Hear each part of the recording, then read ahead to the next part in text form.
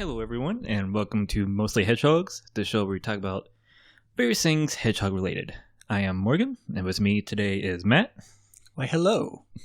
Today we're going to be starting our adventures in Sonic, but not with the Adventures of Sonic. We will be going into the Sonic the Hedgehog Saturday morning cartoon, starting with the pilot, which may or may not actually be episode 1, which we can talk about later. Oh, we're going to figure that out. And after that, we'll also be going through issue 1 of the Archie Sonic the Hedgehog comic, which was written by Michael Gallagher with art by Dave Manick, something like that. Mm-hmm. So, Matt. Yes. Do you like Sonic the Hedgehog? I do. Been a fan for a while, or? Been a fan since I was able to play video games as a 5 or 6-year-old. Fair enough. I think Sonic the Hedgehog was my first video game I've played. No, probably the first video game I owned. I played regular Nintendo games, but never actually owned a Nintendo console. So. I mean, I played like Barney games and other games like that, but the strongest memory for sure is Sonic the Hedgehog games. Did you watch the cartoons? Not really while they were airing, surprisingly. Really?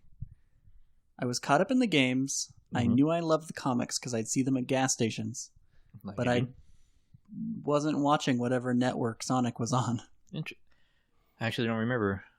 But I'm guessing ABC. Yes. I do remember watching this one and The Adventures of Sonic, which was the sillier one. Mm-hmm. So do you remember anything about the show?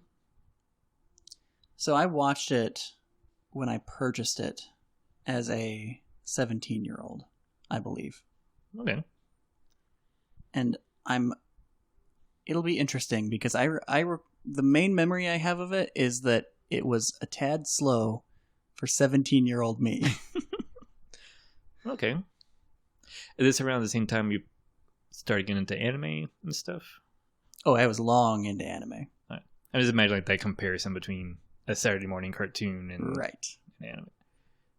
Yeah, I remember the vague details, like the character, like Princess Sally and Dr. Robotnik turning the animals into robots. Mm-hmm. And a robot uncle with a mustache. Yes. I think. Uncle Chuck. Look at you remembering. No, I'm not going to forget Uncle Chuck. Hey, did you watch the whole thing when you got it back when you were 17? Yes, I did. Do you remember? Oh, you remember Uncle Chuck. I remember, so there's a lot of overlap, and I'm sure that we are going to talk about this more as we learn about these things, as we dive back into Sonic in our adult lives, as everyone must do at some point. Mm-hmm, mm-hmm. The relationship between the Archie comics and the cartoons is interesting, and a lot of the characters, probably every character from the show, I would bet, is in the Archie comic at some point. I think so. So that's how I know every character's name is Uncle Chuck is in the comics. Right. That makes sense. I only saw random issues throughout the comics. Like I would seek out special like Super Sonic and Hyper Knuckles, and although I wasn't a consistent reader. What was your first exposure to the comics? I'm curious. I think I saw it at a gas station. Probably. Yes. And then some. I remember a flea market being close to my house that had this row, like this boxes full of Sonic the Hedgehog comics. So I'd flip through those and find the ones with the cool covers. That was pretty much it. So what was your first exposure to the television show? Do you remember watching it as a kid? I watched it like every Saturday morning. Anytime Sonic was on, I was watching it. Nice. Also, I like seeing that went fast. Like back then, The Flash was my favorite superhero, and Sonic goes fast, and favorite video games. I was a simple kid, but so we kind of balance each other out then. Yeah. I was a comics kid, and you were a show kid. Mm-hmm. Yeah, I definitely watched. I'm fairly certain I've seen all these episodes, and all the episodes, The Adventure of Sonic and Sonic Boom was definitely my jam. Mm-hmm. Wait, not Sonic Boom. I was going to say, when you were an adult, or no, Sonic X. Yes, totally. Eventually, we'll get to all that. But today we're going to be starting with the Heads or Tails, which is the pilot episode of the Sonic Saturday morning cartoon, but not the first aired episode. Right. Don't know why the production order and the airing order are different. Apparently it's a thing. Thanks to Wikipedia, we know one thing. We know that they felt like the animation wasn't good enough on the pilot, so they decided to make it a special, which feels very appropriate for Sonic. Mm-hmm. That you would take the worst product and try to sell it as a special later. Mm-hmm. But as far as comparing the order on our DVDs to Wikipedia, we have no explanation for how different the order is. Yeah, we'll figure that out as we go, if we're going to go by production order or airing order, or how much of a difference there is between all that. Mm-hmm. Thankfully, the comic book is easy enough because issues 1, 2, 3, so on and so forth. It's easy now. you know that there's a lot of branches. Mm-hmm. Okay, yeah. Yeah, we'll get to Sonic Universe and Knuckles and Chaotix and all that. Mm-hmm. Did you have anything else you wanted to bring up before we watch it, or you want to go ahead and... Well, I think you established that the premise of this show is we're going to dive through all Sonic media. Yes. Eventually. So looking forward to some of the worst stuff that's out there, including Adventures of Sonic, which you mentioned at the beginning, the cartoon. Yeah. I wanted to go through the Saturday morning cartoon first because I feel like it's more enjoyable, and we don't have to force ourselves as much as going through the silly randomness that is Adventures of Sonic. I think we can justify it because, again, from Wikipedia, thank you, they were trying to get SatAM greenlit and ended up using the Adventures of Sonic the Hedgehog to do it. So Adventures aired first, but SatAM was the thing they wanted to make first. Yeah, and maybe interesting. We can talk about that more after we watch it. Mm-hmm. And on that note, shall we go watch it? Yeah, let's go check it out. And we'll get right back to you guys. Mostly hedgehogs. And we're back. We just watched the first episode and read the first issue of the Archie comic. So before we go into details, what did you think of the cartoon? I enjoyed it. It's difficult because it's not like a masterpiece of animation and writing. But paying closer attention as an adult, I see small intentions put in there that I really appreciated this time around. I see. I remember it being darker than it was, it has a level of darkness which seems, I'm not sure how they got that into a children's cartoon, like if you think deep into it, but also little things like none of the robots actually blew up. That's true. Like they were like banged up and nothing actually got destroyed, which I thought was kind of interesting. If memory serves from being a teenager, it probably ramps up in darkness as the show goes on. So it's then funny to compare it to we read the first issue of the Archie comics, and they're kind of starting from a similar place, and you can tell they're going to go very different directions. Yeah. Definitely a tonal shift between the two, but involving the same characters, which is interesting. Mm-hmm. Well, shall we just dive into the TV episode? Yep. I have thoughts, but let's talk about what happened. All right. Basically, I just want to start with the intro, actually. The intro music's pretty good. It's very catchy. Yeah. I remembered the tune, not so much all the words, except for Sonic, which just said it like that. But yeah, the intro was cool. Shows them blowing up a reactor or something. Animation's pretty good there. But then the episode actually starts. Robotnik scene flying over the city. Lots of pollution going on. Like lots of factories. We meet his assistant, who is Snively. And he also has Robotnik has a pet bird of some sort. Robot bird. Mm-hmm. As all 90s cartoons villains require, I guess. Yeah. And for some reason, Sniffly has a button that when you push it, the bird's eyeballs pops out on a spring. I had not noticed that. That's the only thing that button did. For some reason. And we get a little bit of them being dark and evil. Mm-hmm. I mean, one of my first thoughts while watching it was that Dr. Robotnik's voice is excellent. Mm-hmm. It was a master casting. Was that Frank or that someone else? So before we began recording, we were talking about people that we knew that were in it. Mm-hmm. And Morgan is familiar with Frank Welker, who is the voice of Megatron. Yes. So ironically, you mentioned his pet bird. Mm-hmm. And did the pet bird have a voice actor? Well, that's what I'm not sure of. So I was looking at the cast. So, looking online, I see Frank Welker here, and the first character they're listed as is Cluck. Which was the robot bird. Yeah, so when I looked at this before the show, I thought it was Cluck and Grinder from The Adventures. If that's his name. If that's the chicken's name. No, it's Scratch. Scratch. Well, see, okay, to be fair to me, I did not expect Megatron, the voice of Megatron, to voice a bird that basically just made a mechanical noise. Yeah, so did he do the voice of Robotnik as well? Or that's someone else? That was someone else. Surely they did not get Frank Welker just to voice a bird that made bird sounds. Oh, of course not. He also voiced the SWAT bots. Okay. And Mutsky, the robot. The robot dog. I think he's getting typecast. Because they're all robots. I mean, surely Power Rangers came out Transformers came out in the 80s. Why did they get him to do these little bit roles? So, Jim Cummings is Dr. Julian Robotnik.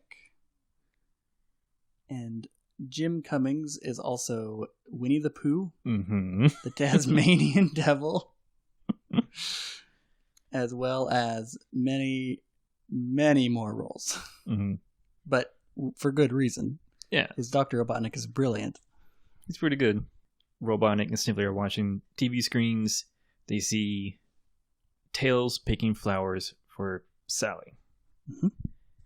And then Sonic showed up with a guitar and starts playing some sort of jam. This is where they jump into the way past cool slogan pretty quick. Yes. Can see him multiple times right away as soon as he shows up. A lot of 90s language being thrown around here. Turbo, all kinds of... Yeah, also an Axl Rose reference. Yes. Which threw me off guard. Sonic compared himself to Axl Rose. Which, of the intentions I was talking about in the show, one thing I notice immediately is they thought about how do we want to introduce Sonic. We want him jumping on screen, jamming on guitar, saying as many catchphrases as possible in a row. Like, I just really appreciated that entrance. Something that throws me off is the voice actor for Sonic. It's definitely Steve Urkel. Yes. So, like, I had to get over that first thing. Like, oh, that's Steve Urkel's voice coming from Sonic. But it quickly just turns out, oh, that's Sonic's voice. Were you aware going in? Okay. Yeah. Okay. It still took me a minute, but I mean, you get used to it pretty fast, I think. Yeah, I go back and forth on how I feel about Jaleel White versus the Dreamcast voice actor. I enjoyed the performance, though. Yeah, I think it fits the show pretty well. Yeah. Like the style and tone they're going for. So we had the whole guitar bit with Sonic. He's trying to come up with a song for Sally. And the walrus is there. Boomer/Rotor. Yeah. I thought they call him Rotor in the show. Yes. And Boomer in the first issue of the comic. Yeah. That was strange. So they go back and forth. And then a Robot Bee attacks. Sonic says he's going to use Warp 7. and it just runs around, and the bee just crashes into the ground, like you do, I guess. And Robotnik mentions that he wants to capture Sonic and also the Power Rings. Yes. Which we haven't quite seen yet, but we'll see later. Mm-hmm. They also a somewhat lengthy bit where they say rootin' and scootin' a lot. At least 4 or 5 times. Now wait. We moved on from the guitar. Yes. But before we do, I don't want to forget to mention that Sonic consistently was talking about how hard he goes and how hard he is. And then when he set down the guitar, it went flaccid. Because Rotor says sadly with like softer rock or softer things. I guess the guitar goes soft. Do with that what you will. Intentions, like they're looking for literary symbolism in a sense to that hard guitar neck. Also, I guess that's sort of nice. Like if a parent's watching this show with their kid, they can get a little chuckle if they notice that. I feel like we're really stretching for what it's supposed to mean, but maybe. I mean, look at it how you will. Yeah.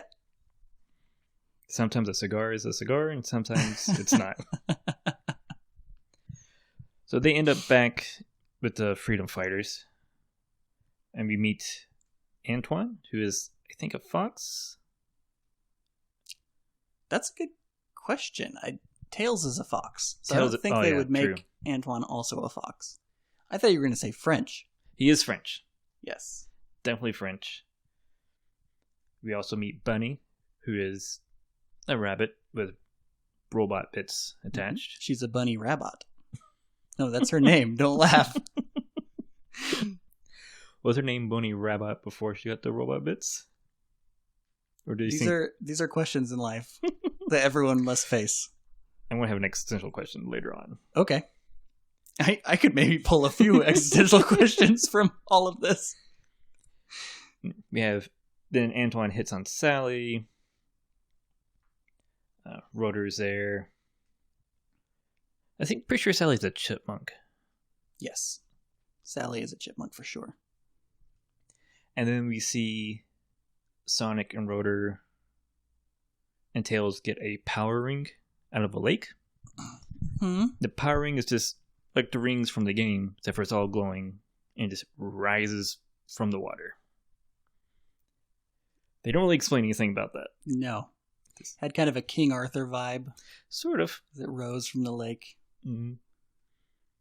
And Sonic just keeping his backpack. You see throughout the camp that they're working on catapults. And they need pins for them because they have these wooden pins, but they keep breaking. So they need metal pins. So they need to go to the city. Tails guilt trips Sonic into taking them. And Sonic warns him about SWAT bots, which are these slightly humanoid robots. Now you said Tails was going into the city for the metal, for the pins. I think so. Okay, because that was one of my questions. They showed... Okay, I extrapolated that, but they do this show Tails walking or flying into trees multiple times on his way to a city, but they don't say why he's going to the city. Got it. That's a good extrapolation. Yeah, I'm assuming... There was a couple times where Tails' actions just seemed there's one out at the of end. nowhere. There's one at the end I cannot explain. So they go towards the city. Sonic brings up the SWAT bots. And also brings up being roboticized. They don't quite explain what that is yet. Mm-hmm. Sonic also mentions a lot of pollution. Or mentions that the air smells bad because the factories are polluting the air. Right. That's a nice little touch. And also, they do explain now what the roboticizing is, which I thought could be dark, depending on how deep you want to look at it. Yeah. But it's people being turned into robots in order to work in the factories. I think that could be a commentary about like working in general and that type of job, like being like seen at the machine. We're going for a Marxist interpretation. There's some options out there. Now, is this what existentially interests you, Or no. Oh, there's something else. Okay. Yeah, we can just jump to it. But what existential to me was the dog, the robot dog. Right, because where we're at in the plot, they get to the city, and one of the first things they find is Sonic's roboticized dog. Yeah, Sonic mentions he missed his uncle and his dog. Mm-hmm. And they happen to immediately see the dog, who has been roboticized. The part that weirded me out is it's a dog. It acts like a dog. It barks. Mm-hmm. Sonic and Tails are animals who can talk and run around. We're going Mickey and Goofy direction, huh? Mm-hmm. And then you have Robotnik and like Snively, who are humans. Mm-hmm.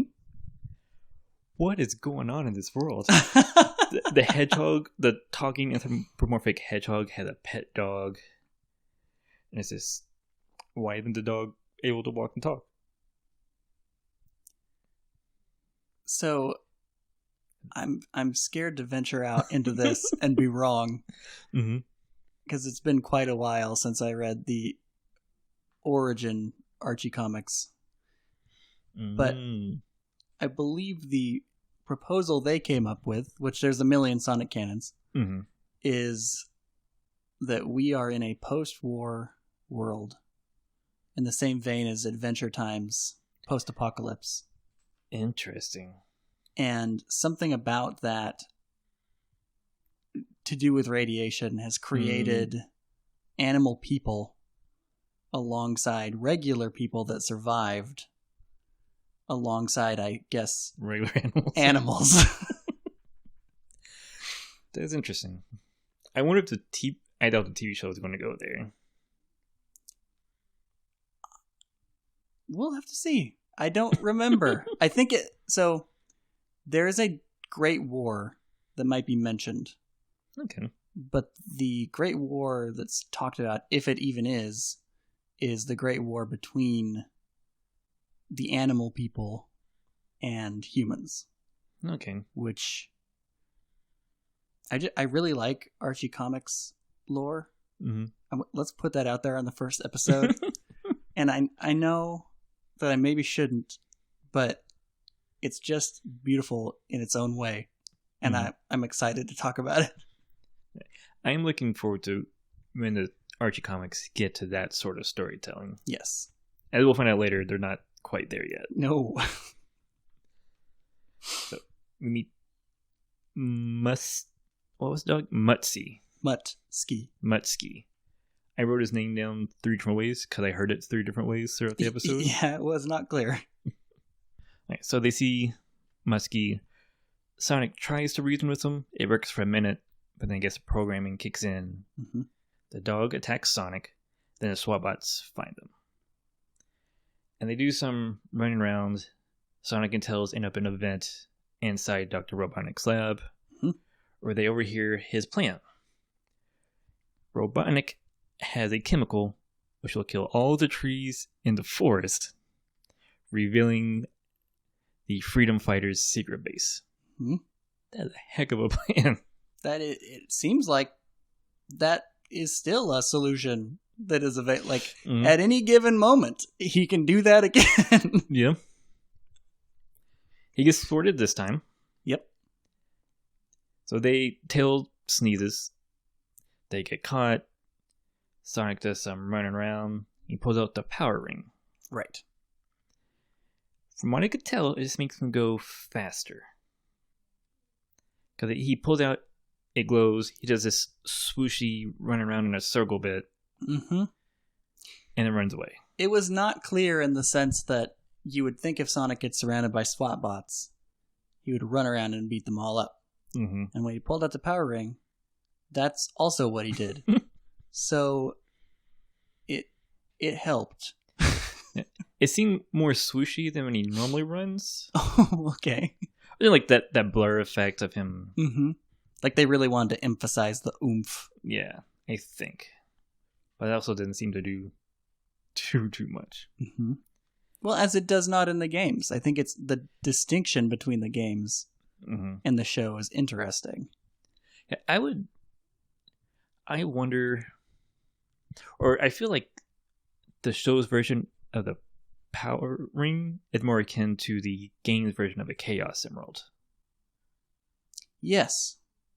Yeah, to the point where I remember questioning why it wasn't a Chaos Emerald. Yeah. That is a good point. Like, they seem to be able to power things to give you a boost of power when you use them. Mm-hmm. Everybody wants them. And, like, I see Uncle Chuck is a scientist, and we now know this right out the gate. Oh, did they mention that? Well, they mentioned that he invented the power rings. Oh, I didn't catch that. Oh, okay. Okay, yeah, you have questions. Yeah.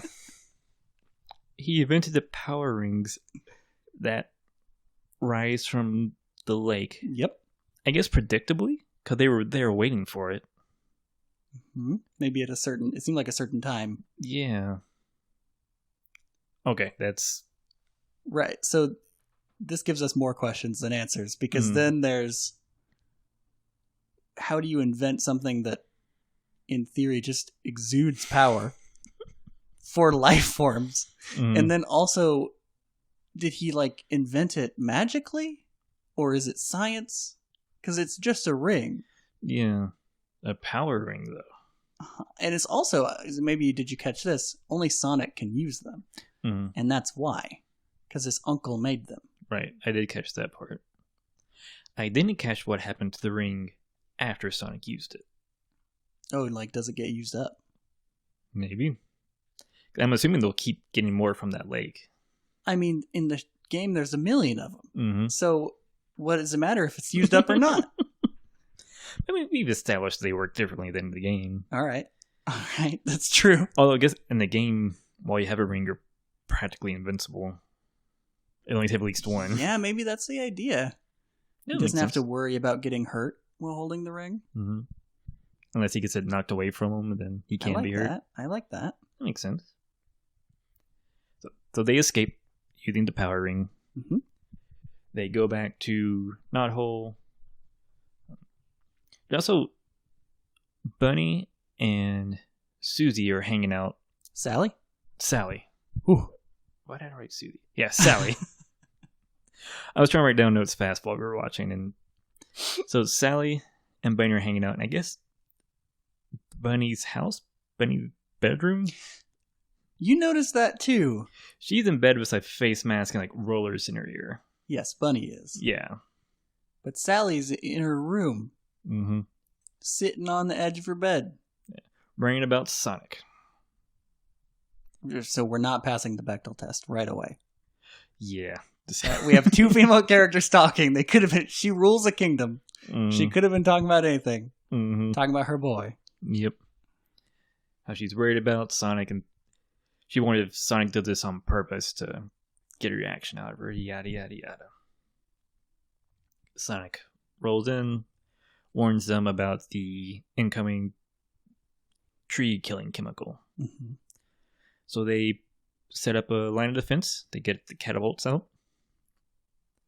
They need Sonic to bring in the robots close enough to be within range of the catapults. Right.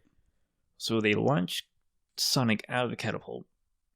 And I don't know if I missed this earlier, but what the catapults have are water balloons.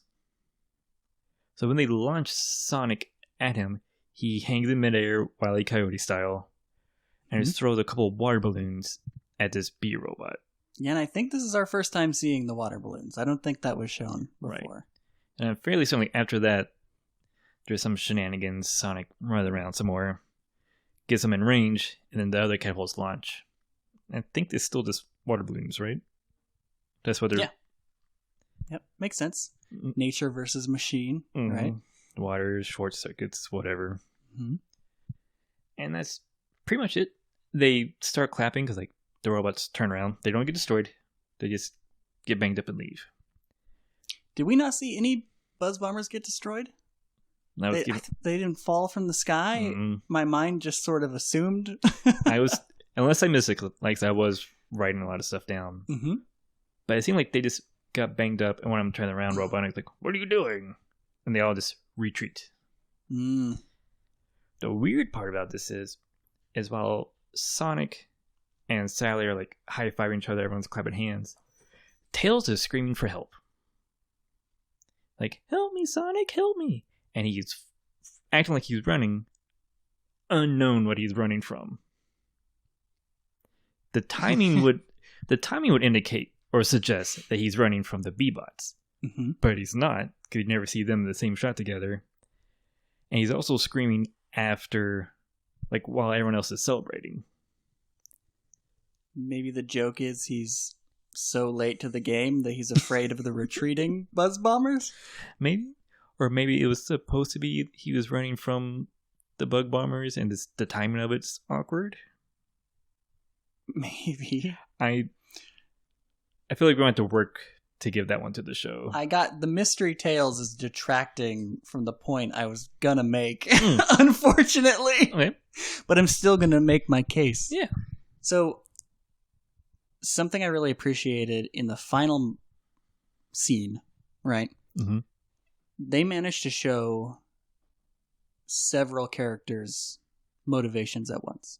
Okay. They managed to show Sonic leading the initiative because he's the important one. Mm-hmm. So the Buzz Bombers are going to pay attention to him.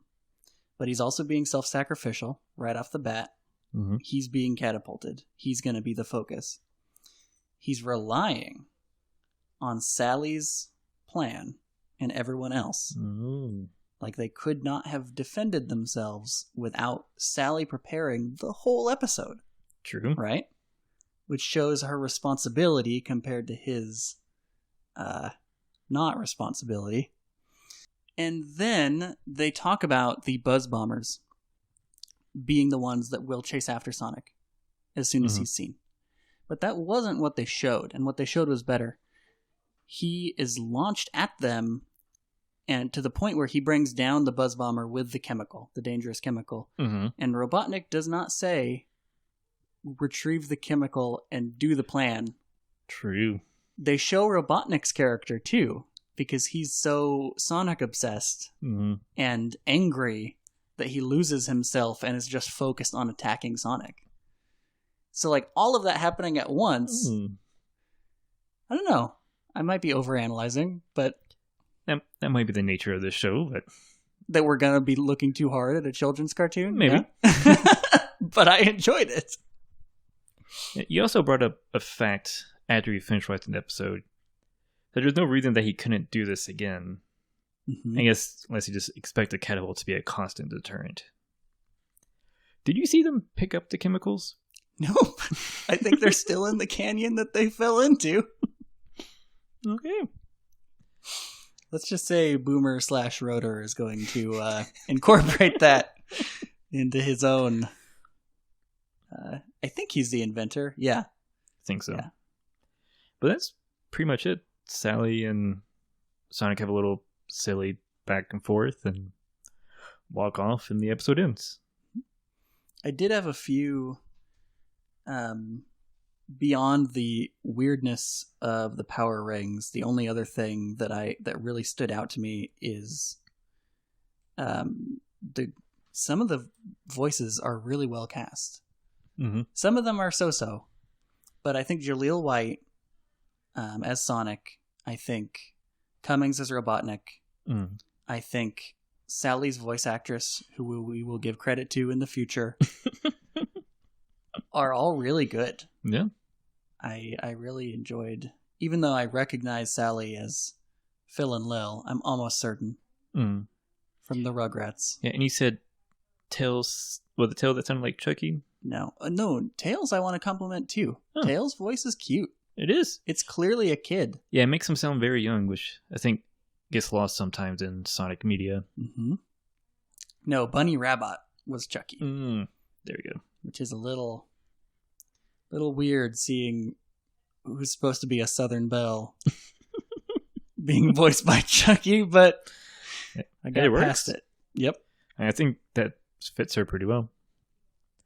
I was somewhat impressed because this is the pilot episode. It wasn't aired first. They actually aired it as a special.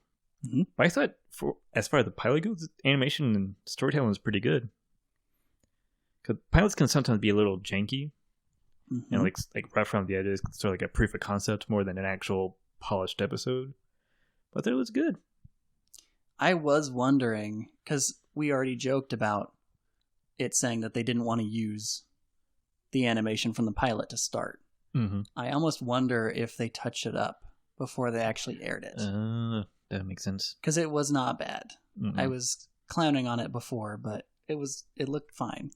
Yeah, the only thing I know is like sometimes there were pauses in the dialogue that were a little awkward. Mm-hmm.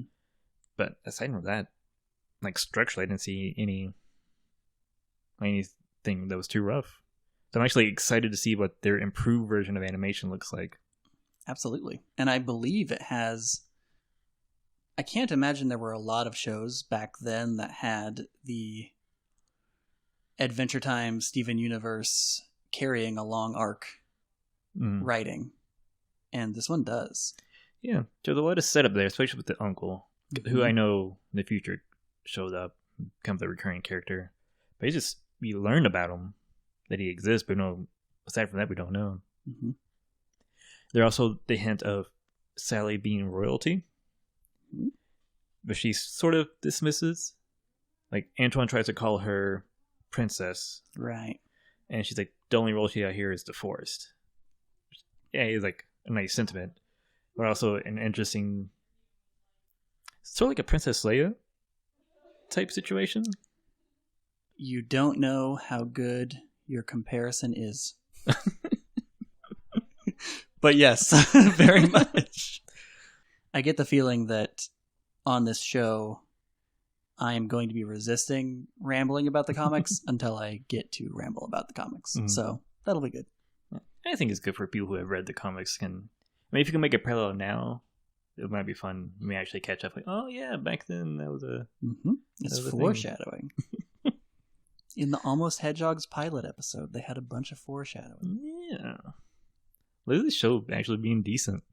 I'm glad you believed us from the beginning. So speaking of the show being decent, I was thinking we should rank the episode. Okay.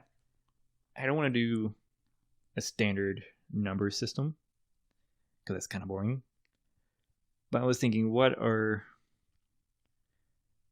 like a 1 through 3 scale, but we'll hide the numbers as something else, like a Power Ring, a Chaos Emerald, and maybe something that's worse than those two. Yeah, something worse. Chaos Emerald is definitely the top. We could have the button, the eyeball button, be the worst thing, because that's Cluck's eyeball button? Mm-hmm. That could be bottom tier, because it's sort of silly. In the context of the show, it's not that useful. Yeah. In the context of us watching the show, pretty pointless. So that can be low tier. So does that make Sonic's guitar top tier? Or maybe the backpack? Backpack was pretty handy. Or you want to do like guitar or backpack in the middle and then Power Ring the top? Let's do guitar in the middle, Power Ring at the top. Okay. Because Power Rings are more powerful than Chaos Emeralds, let's face it. I also think Chaos Emeralds are in the show, so I want to be consistent. We'll see. Fair enough. We'll see if we redo this ranking or if I'm just going to give Sonic's guitar to every show. Mm-hmm. Or do you want to add more nuance to that than just the 3? You like make it out of 5? I like 3. I think that's simple. So what would you give this? I don't think it's the button. No, agreed. I think it's difficult being the first episode with no context. Mm-hmm. But I'm going to say Sonic's guitar. I think the show can get better. Oh, I like that. Yeah, it was very solid. It left me wanting to watch more. But I wasn't blown away, so yeah. Episode 1 gets a Sonic guitar. All right. Are we doing this collectively? We got to agree on a ranking? You can feel it out. Each episode's different. Yeah. It's variety. I mean, it'll be either to keep track of if we agree on them. Yeah, there you go. Do you want to talk about the comic that we read? Yes. There's so much to talk about. It's a masterpiece. Okay. So I jotted down some things that happened here. Can we start with panel 1? Yeah. So, well, let's put this in contrast immediately. Sonic's first appearance in the show was with a rocking guitar, throwing out catchphrases, showing how awesome he is. Yeah. What was his comic appearance? Hanging from a noose. With a face that looked like he was choking. And Robotnik standing in front of him and just, seems to have won. So Panel, Archie, as soon as you open up the cover, you see Sonic with a noose around his neck hanging. We immediately see that Archie is playing with a different hand, even though they're using the same characters. So yes, but we are tricked because what it actually is opening to is a piñata of Sonic choking to death, being hung by a noose, and then beaten till it's beheaded by the villains. And he's filled with candy. During this, a SWAT bot runs in with a invention seemingly of the SWAT bots. Yes, I got that impression. Because he's introducing it to Robotnik and telling Robotnik it appears to be a houseplant, which Robotnik is upset with. He does not like organic things. And then he's told that houseplant is actually a nefarious, growing robot creature named Krudzu. Krudzu, the plant. So, not only this, but the SWAT bot also, in order to prove his plan, the SWAT bot, the nameless, well, he's not nameless, he has a number, he has a 6-digit number. In order to prove his plan, he also brings in a drill bot that he proposes can plant seeds of this growing robot throughout the forest of the freedom fighters, where Knothole is hidden. Dr. Robotnik destroys the SWAT bot and says that his plan, which he now takes possession of, is brilliant. We switch scenes to the freedom fighters to Knothole with Antoine outside, and he is attacked by robots. Before he is attacked, he is of course swooning about Princess Sally. Seems to be a common theme between the two entities here. Why exactly a swooning Frenchman was put in the Sonic universe is a good question. But he's there. He is, and he's wondering if he can ever get Princess Sally's attention, because right now she's completely hung up on Sonic, who, by the way, in the meantime, before Antoine is attacked, Sonic and Sally are placing, it was either a map, they were framing something and debating on how it should be framed. So again, I want to call attention to, this is our first time actually seeing Sonic, and this is how he's introduced. So Antoine is being attacked by Krudzu, which is now growing in the forest after being planted by the drill bot. Sonic and Sally rescue him, pull him back down into Knothole through the secret stump, and bring him to Boomer.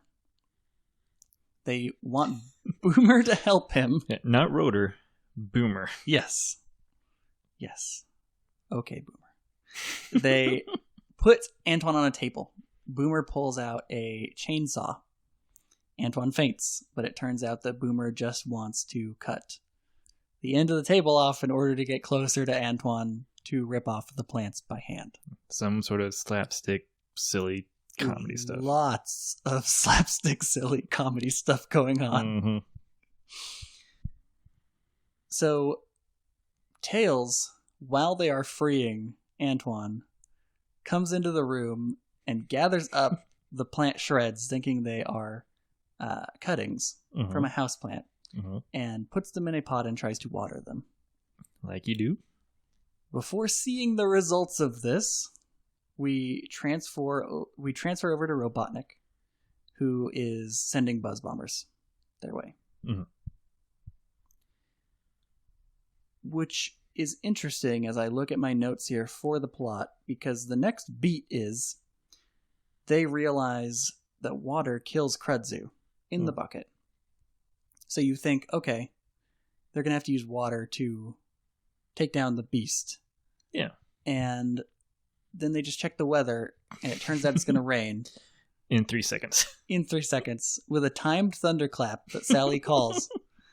And it rains, and they don't fight the Buzz Bombers. No. So those panels just, all right. and then that story's over. So how'd you feel about that? I wasn't prepared for it.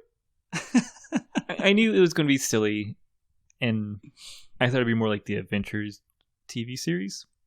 But there were like a lot of fourth wall breaks going on. Like at one point, like Sonic says, "Wait, I thought I was the main character of this comic." Okay, Sonic. I have a note that I want to save for later. Okay. But it's more like I don't understand Robotnik's programming of his robots. Right. There's some questionable things going on there. Well, now, is this, though, are your questions about the slapstick behavior? Because I definitely noticed that. It was the language. Oh, okay. So I'll just go ahead and bring it up now. Robotnik, who has these people that he programs, robots that are programmed to obey him, they constantly insult him. I wrote down all the insults. And these are how, if Robotnik tells the robot to do something, they respond, "Yes, Your Highness." But sometimes instead of "Your Highness," they say, "Lardness," "Round One," "Keeper of the Blubber," "The Lumpy Lord," "Your Ovality," "The Flabby Leader," and "The Obese One." Wow. Why would he put that in the program? He doesn't respond to any of these insults. He's like, they say they're like, "Yes, you're a flabby one." Like, good. Now, he does not respond to the insults, but he is shown any robot he interacts with, he is eventually torturing it, or destroying it, or tearing it apart. Pretty much, yeah. As opposed to your point about the show. Yeah. These robots are treated really badly. Yeah, one gets thrown into garbage disposal. Yes. I'm assuming this is going to be a constant theme throughout at least this early series of comics. Yes. It's like, that's kind of mean. Why would you have them be mean to you? Well, and maybe, I mean, okay, so the obvious answer is that Archie has a joke a panel. And that is a joke. That's fair. But if you want to get into it, what if it has to do with roboticization? Explain. What if there is, just as Sonic's dog was able to regain consciousness momentarily, what if there is a resentment by all of his robots to him? You're saying there's like a remnant of their humanity still in there? Or animality. And the only way it can come out is through bad jokes? Yes. Your lardness. That's funny and horrifying. It is. It is very... I, at one point, sat back during the episode and just thought about how you would analyze that in a literary way. This idea of like Robotnik is relying on flesh and taking it and reusing it, but in a way that like there's no flesh left. Mm-hmm. They're entirely robot, yet they are still them. Mm-hmm. It's just a lot. Yeah. I don't know if this will get answered at some point in the comics, but this reminded me. I know that the characters can be turned into robots. Mm-hmm. They can also be reversed. Right. Can Robotnik make a robot and just create a living creature out of it? Doing that same process? That's terrifying. Could he create organic memories for this creature? Mm-hmm. And like organic tissue and like an actual life form? He definitely... I mean, I can tell you later in the comics, no spoilers, he messes around with inventing organic life forms. Interesting. Or at least less artificial life forms. Yeah. Mm-hmm. Interesting. Yeah, this is more horrifying the more you think about it. This is sort of an unrelated question. How do you feel about the change in how the robots work from the video games? Because in the video games, Robotnik captures tiny woodland animals and uses those to power the machines, not so much turning them into them. That's why, like, when you destroy a robot in a Sonic the Hedgehog game, like a little bird pops out. Right. And then in a level, you release a bunch of animals. I guess it makes more sense in the TV show. Because, like, how do you power a world? It's a tiny bird flying around the side of it. Right. And how do you make that dramatic? Yeah. Whereas, I mean, I gotta side with the show here because it's so much a more interesting conversation. Yeah. Watching one of your loved ones be turned into a machine. Yeah, you know, like it's the kind of talks that you want to have after a Saturday morning cartoon. That's fair. So that was the first part of the comic, right? Which had 2 stories in this issue. It did. It had 2 stories and a little extra. So in the second story, again, climactic entrance. The gang needs help from Sonic folding a map. And Sonic does this while complaining that Mighty Mouse didn't have to start this way. Mm-hmm. Which is I don't know if kids in the 90s knew who Mighty Mouse was, but... I grew up watching Mighty Mouse. You think so? Yeah. Okay. In the meantime, Boomer points out that he has used this map to pinpoint where Robotnik will be giving a big speech. Mm-hmm. And Sonic needs to go there, and it's the Casino Night Zone. Yeah. Which points to Archie is the first reference to a level that we've seen this whole time. Mm-hmm. And they encourage you to play the games to get to that level. Mm-hmm.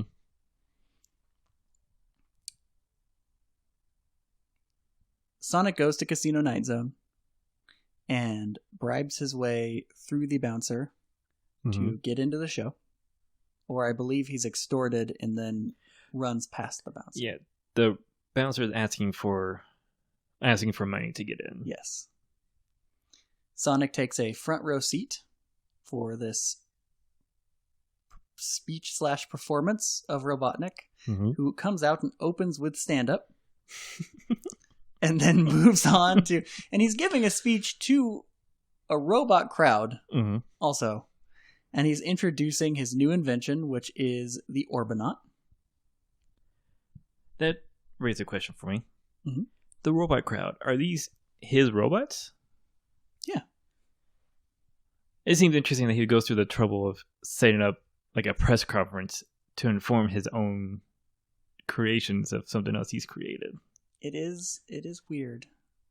I think he kind of seems to treat his robots as the friends that he doesn't have, which I think is kind of cute in a horrible way. Yeah. So once the Orbinaut is introduced, it slams its balls out into the crowd and knocks Sonic out. I did like how this was a character from, or a enemy from the video games. Just like the little ball with the spiky things circling around him. I remember him from Sonic 3 and Knuckles. Was he in an earlier one? Maybe. Potentially Sonic 2? Yeah. Anyways, Sonic is, while unconscious, put into a glass ball, which Robotnik uses to play pinball in the Casino Night Zone in order to torture Sonic. Sonic is sickened by this, but fortunately gets a break because Robotnik needs more quarters in his machine to play it. He gets distracted because someone won money in his casino. And he's like, oh, we can't have that. Oh, okay. I read that wrong. Yeah, someone won 50 cents at the casino, and he had to go take care of it. And that's why... Negative Sonic the time. I read the 50 cents and associated that more with pinball because the number's so low. Mm-hmm. Mm-hmm. All right, so he smashes this person that's playing in his casino, and meanwhile, Sonic is using his spines to slowly smooth the glass down in the center of the ball to where Robotnik tries to play again, and it smashes the ball, and Sonic gets freed. The Orbinaut comes out again to try to knock him out, and Sonic spins and deflects the orbs and hits Robotnik and another baddie in the face. Mm-hmm. And then I don't know if you noticed this jump, but we are then in a panel where he's far outside of Casino Night Zone. And it blows up. Yeah. He at some point planted a bomb in between pages. We don't know if it was his own bomb or Robotnik's explosives. That was strange. We instantly see him outside having a countdown to himself for the bomb he apparently planted. Yeah, it was quite a jump. Which, go ahead. This was like, oh, we only have 2 pages left. Let's wrap this up. Yeah, so with the explosion of Casino Night Zone, that part of the issue ends, and we go to 3 remaining pages. One is a little award ceremony gag, in which Sonic receives all the awards of the comic all at once, because it's super fast.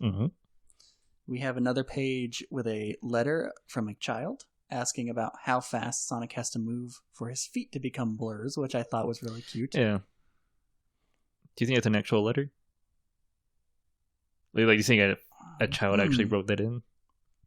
I mean, they definitely get real letters later. So it's possible. Yeah. It's weird that there's a letter for issue 1, but yeah. But also, I believe. I wouldn't be surprised if some kid wrote into just Sega or something asking that. Yeah.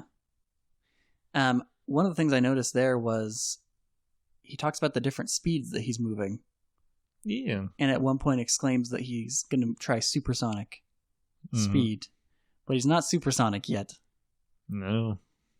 So we're having terms thrown out willy-nilly for both the show and the comic. Things are not nailed down yet. And then the last page is a chili dog recipe. And they joke that it's just a recipe, so Sally gives Sonic a pie in the face. Yeah. Did you read through the recipe? Somewhat. It actually sounds like a good, legitimate recipe for a chili dog. That's awesome. Like, it would sound like, I was like, oh, this would actually be tasty. Encouraging kids to try cook. There's a lot of engagement in the comic. Yeah, at the end of the first part, there are bumper stickers where it encourages you to cut out and tape them to your car. Which, not good for your car. And I guess they would have been larger. We were reading a reprint in graphic novel form. They would have been larger in the comic book pages. Yeah, probably. Though those comic book pages would have not survived being on the back of a car. No. That was something for kids to do, I guess. So what do you think of the comic? I cannot compliment its climax in the same way that I can the show. What about you? I'm excited for the future of the comic. Only because I know where it goes and it becomes serious storytelling. I'm not a fan of fourth wall breaking. Right. Too much. I mean, there's the understandability that maybe you could expect with the show as well, but it wasn't as bad, where they're getting footing. The comic writers at the time may not have known exactly what they could do with Sonic. Something I find interesting, usually when a property releases a TV show or a comic based off a video game, is often a commercial or like promotion or advertising for the video game. Mm-hmm. Like, oh, here's a Sonic comic. Go buy the Sonic game.